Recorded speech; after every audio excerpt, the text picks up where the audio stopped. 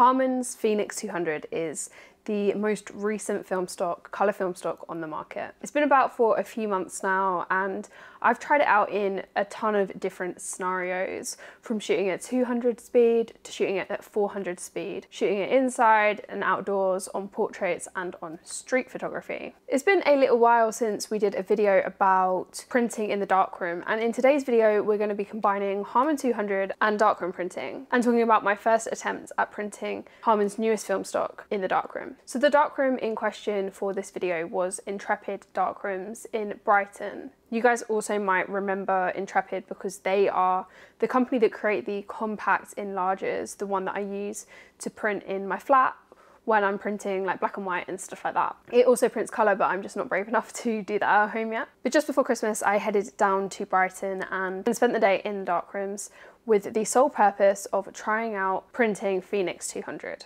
So I've got my box of prints and experiments here, and we're just going to go through them and have a look at kind of my first impressions. I think that before we get into the photos, it would be good to preface this with the fact that I hadn't used this darkroom in particular before. The photos that we're going to be looking through are also shot at a mixture of different speeds, you know, from 200 to 400, and also we've got a range of cameras in here, so I think the majority of which was shot on the Canon EOS 500, some were shot on a Pentax ME Super, but when I was printing I actually mixed the rolls for the contact sheet, which is something I've never done before, and I'm not sure you're really meant to do that for archiving purposes, but I wanted to kind of have a broad view of a ton of different photos when I was printing this. So we will start right at the beginning with the first print that I made, which was a contact sheet, and as you can tell, it is very dark. So this was a contact sheet in which I did a strip test, so you have different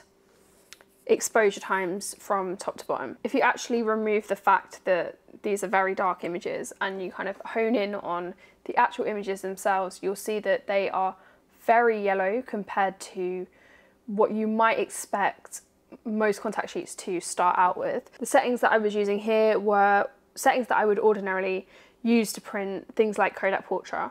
So Kodak Portrait is of course a very neutral film stock, it's very true to real life, skin tones and everything tend to be pretty accurate. As we can see straight away, this is not the case for Harman, and I think you kind of would expect that, because if you look at the negatives of Harman, they're actually purple negatives opposed to orange, so you kind of know straight off the bat that they're not going to print in the same way as something like Kodak Portrait. The second contact sheet that I printed was again not adjusting the colours but just adjusting exposure and trying to get, you know, a clearer view of what was going on in these images. With the better exposure you can still see a really strong yellow and green tint. And then this was the final contact sheet for me to make my selects from, where I'd obviously added a lot more magenta to try and balance those skin tones and get rid of that green and yellow cast. And as you can see, I really did print like a contact sheet of very varied photos. You know, you have things like flash photography here, things like street photography. These ones were all underexposed because this was all shot at 400, whereas this was all shot at 200. We've got indoor stuff, outdoor stuff. So I really wanted to have like a mixture of different photos to have a look at and see what I wanted to print. So when it came to choosing the photos that I wanted to start with, I went for one of the photos that was actually underexposed, and that was one of the photos that I shot at 400 ISO from this shoot with ISA. You might have also seen other photos that I shot and printed using different film stocks like Kodak Gold 200 from this shoot, and I think that's a good comparison when you're looking at the colours between Harman Phoenix and Kodak Gold. So this was my initial strip test, and you can see all of these ones at the top are really underexposed. It was way too dark, and here at 1 you lose a lot of density here because it was just 1 second.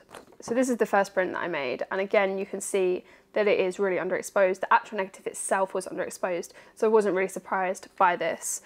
We had some nice, you know, like rich colours kind of coming down towards the clothes, but you know, the skin is completely underexposed, and just generally the image is really underexposed. If you look at the portrait or even the digitals of this shoot, then you can see that this wall here is actually more white, kind of like a creamy kind of texture, and not as dark and yellow as it appears here. This print was bringing it to a bit of a better exposure for everything to kind of be a little bit more evenly exposed, but I think you do really lose the richness that you get kind of in this red here, which was a shame.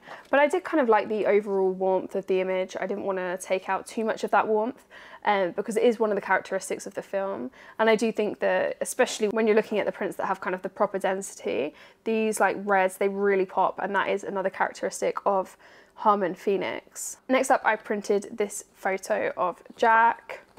And again, you can see it's really warm. It definitely wasn't this warm when I took the photo.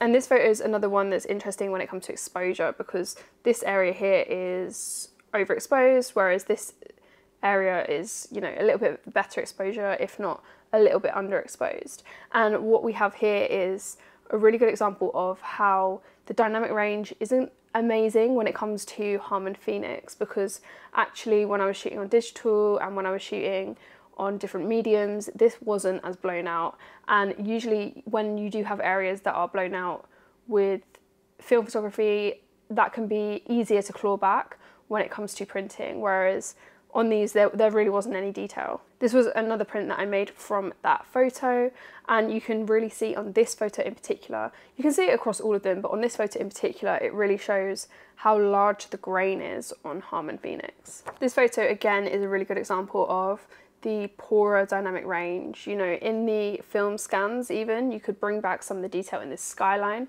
whereas that just wasn't really possible. Maybe if I had like dodged and burned or worked more with like a pre-flash or something, but then I could have brought back some of that detail.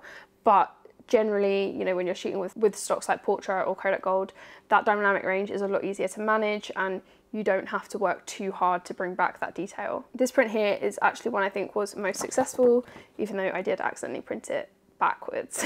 But I think the colours and the tones of this print really show the richness of Harman Phoenix, and although again the grain is really large in this print, I don't think it's like overpowering in this one in particular. And then the final photo we're going to go through is this one of Sam. Again, this was just a strip test, kind of testing the exposures, working out what would be best. And this is a really good example of the grain being maybe a little bit too overpowering. So this is the final print. This one was also underexposed, and I actually want to reprint this with a little bit more time, exposure time, just to try and create a bit more density, because it's losing a little bit of density kind of, especially towards the bottom, and just reduce the aperture so that I can kind of extend that exposure time. But they were my first impressions of printing Harman Phoenix 200. And as you guys know, I'm very new to printing. I don't know a whole lot about it. So these were really very, very basic experiments, and, you know, my takings and my understandings of what I'm looking at as I'm working with it. I'm sure that there will be people who are much better at printing than I am who will make videos on this film stock. But for now, I hope that this was a little bit illuminating as to the things to kind of watch out for when you're printing Harman Phoenix 200. So for me, the key takeaways are, it's a very warm film stock, so you're going to probably need to bring in a lot more magenta to counter that green cast. Secondly, the grain is really large, and I don't think it looks all that good when it's enlarged. But again, some of these photos were underexposed, and that of course can play into the grain structure, so that is something else to think about. And then thirdly, it would be the dynamic range isn't great. It's something I want to play around with a little bit more, with dodging and burning, with pre-flash, because those are techniques I didn't use within this session. But from very initial experiments, if you do have that contrast between darker and lighter areas in your image, then you might struggle in maintaining all of that. But thank you guys for watching. If you have any tips on printing Harman Phoenix 200 or just printing in general, you guys know that I'm on this kind of journey of learning how to print film. So if you do have any tips, then please do let me know. But thank you guys for watching, and I will see you in the next one.